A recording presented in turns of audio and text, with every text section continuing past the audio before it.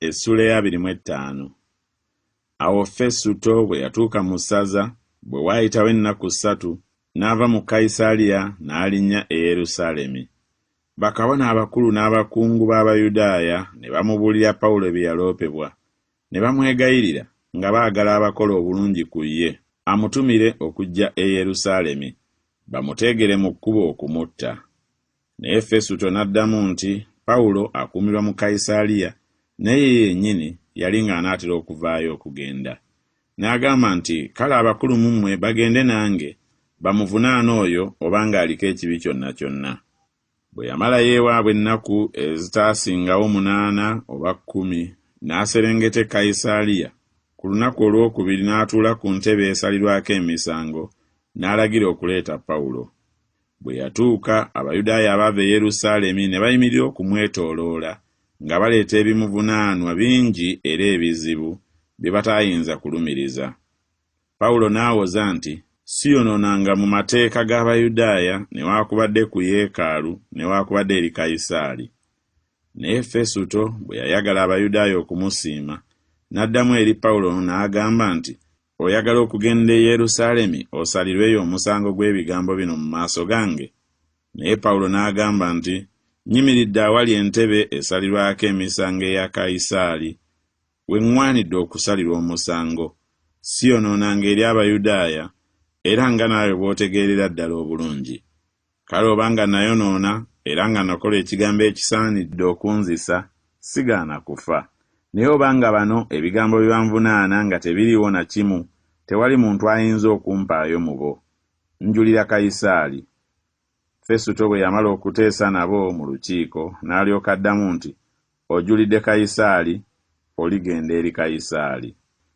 Awo bwe waayitawo ennaku, Agulipa kabaka ne Berenike ne batuuka e Kayisaliya ne balamusa Fesuto.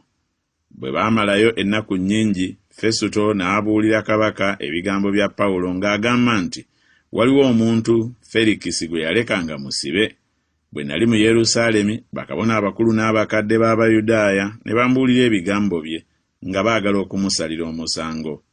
Ne mbaddamu nti si mpisa y'Abaruumi okuwaayo omuntu abamuvunaana nga tebannaba kubaawo mu maaso ge, era nga tannaweebwa bbanga lya kuwoza bye bamuvunaana. Awo bwe baakuŋŋaanira wano, saalwa n'akatono, naye ku lunaku olwokubiri ne ntuula ku ntebe esalirwako emisango, ne ndagira okuleeta omusajja oyo. Bwe baayimirira abamuvunaana ne bataleeta nsonga ya bigambo bibi nga bwe nnali ndowooza, naye baalina ku ye ebibuuzibwa mu ddiini yaabwe n'eby'omuntu Yesu eyafa, Pawulo gwe yayogerako okuba omulamu. Nange bwe nnabulwa bwe nnaakebera ebyo ne mubuuza ng'ayagala okugenda e Yerusaalemi okusalirwayo omusango ogwa bino. Naye Pawulo bwe yajulira okukuumibwa okusalirwa omusango eri Agusito, ne ndagira okumukuuma okutuusa lwe ndimuweereza eri Kayisaali. Agulipa n'agamba Fesuto nti nandyagadde nange okuwulira omuntu oyo. N'agamba nti enkya onoomuwulira. Awo ku lunaku olwokubiri, Agulipa ne Berenike bwe bajja n'ekitiibwa ekinene, era bwe baayingira mu kifo awawulirirwa emisango wamu n'abaami abakulu n'abakungu ab'omu kibuga, Fesuto n'alagira Pawulo n'aleetebwa.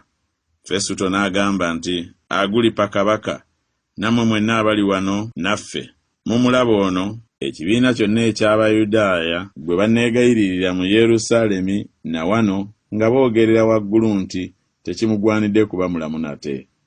Naye nze ne ntegeera nga takoze kigambo ekisaanidde okumussa.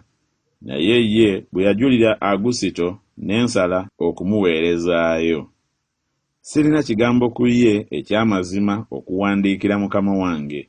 Kyenvudde muleeta we muli, era okusinga w'oli gwe kabaka Agulipa, bwe tunaamala okumukemereza ndyoke mbeere n'ekigambo eky'okuwandiika. Kubanga ndaba nga kya busiru okuweereza omusibe n'obutabuulira nsonga eziri ku ye.